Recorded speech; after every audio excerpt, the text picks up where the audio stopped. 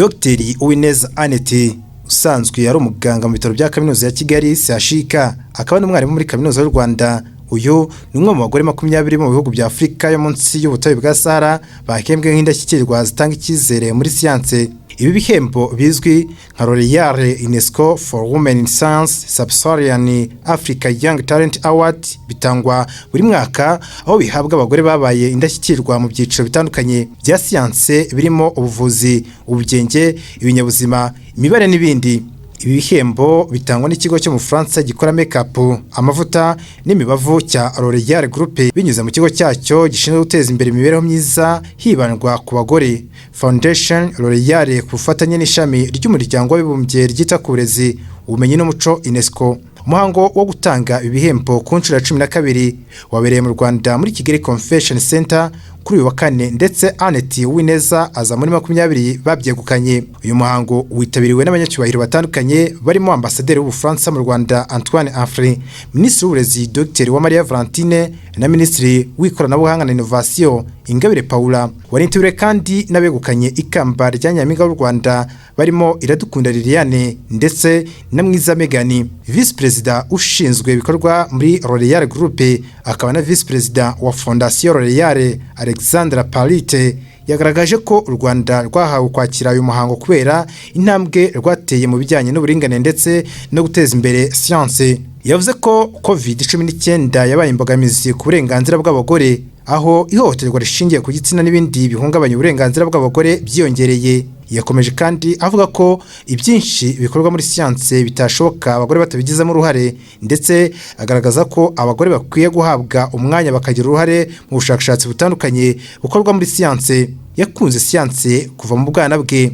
Uyu Dr Uwineza uri mu begukanye iki gihembo ni umuganga mu bitaro bya kaminuza bya Kigali Afrika, akaba n'umwarimu muri kaminuza mu ishami ryigisha ubuvuzi. Amashuri yisumbuye yayize muri École des Sciences de Byimana mu ishami rya biochimie, aho yavuye ajya mu yahoze ari kaminuza nkuru y'u Rwanda i Butare. Yarangije amasomo ye muri kaminuza muri 2006, afite impamyabumenyi y'ikiciro cya kabiri cya kaminuza mu buvuzi rusange. Dr Uwineza afite kandi impamyabumenyi y'ikirenga yakuye muri University of Liège, aho yaminuje mu bijyanye na Human and Medical Genetics.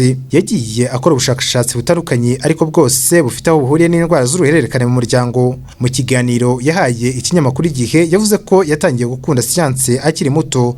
Avuga ibi yagize ati: nakunze siyanse kuva nkiri umwana muto, nkimenya ubwenge numvaga ko nshaka kuba umuhanga muri siyanse, numvaga mfite amatsiko. Iyo nabonaga ikintu nibazaga impamvu, nkumva rero kuba namenya siyanse byamfasha kuba nasubiza ibibazo numva binteye amatsiko. Nagize Imana ngira abantu bo mu muryango wanjye nabo bize siyanse, bamfasha kubona icyerekezo, bamfasha kwiga amasomo ya siyanse ndetse yibanze by'umwihariko azamfasha gukora akazi gafite aho gahuriye na siyanse. Yakomeje avuga ko abana bato b'abakobwa bafite inzozi zo kuzakurikirana ibijyanye na siyanse badakwiye guha amatwi abo baca intege. Ati: umuntu niwe wiyubakira ubuzima bwe. Niba ukunda ikintu ntugacibwe intege n'ibyo abantu bakubwira, ni wowe uzi ejo hawe hazaza n'icyo ushaka.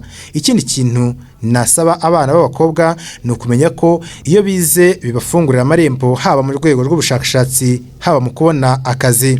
Uretse Uwineza, igihembo nk'iki cyane gukanywe na Motsuedi Anderson ukomoka muri Botswana, Irene Diramini ukomoka muri Swaziland, Teresa Mazalire ukomoka muri Zimbabwe, Hendrina Shipanga ukomoka muri Namibia, Jackie Solere Buwanga Bodiombo ukomoka muri Gabo, na Vini Kwamu ukomoka mu gihugu cya Cameroon. Harimo kandi Sephora Miyanda Mutombo ukomoka muri Republika Demokarasi ya Kongo, na Ruthi Nana Njatanga ukomoka muri Cameroon. Hahembwe kandi Bibi Charmaine Jugreti wo mu birwa bya Maurice, Ajiri Katumanyane ukomoka mu gihugu cya Uganda, Mary Murithi ukomoka mu gihugu cya Kenya, Hiyam Omar Abbas Ali ukomoka mu gihugu cya Sudani, Minori Adjobime ukomoka mu gihugu cya Benin, Motunulayo Koka ukomoka muri Nigeria, Esther Lulele ukomoka mu gihugu cya Benin, Abena Dufia Wiledu Blemange ukomoka muri Ghana, na Sandra Jusu ukomoka muri Sierra Leone, Ndeye Martin Diaye ukomoka muri Senegal, ndetse na Lois Okireke wo muri Nigeria. Kugira ngo umuntu ajye mu bahatanira ibihembo arabisaba, ubundi hakabaho itsinda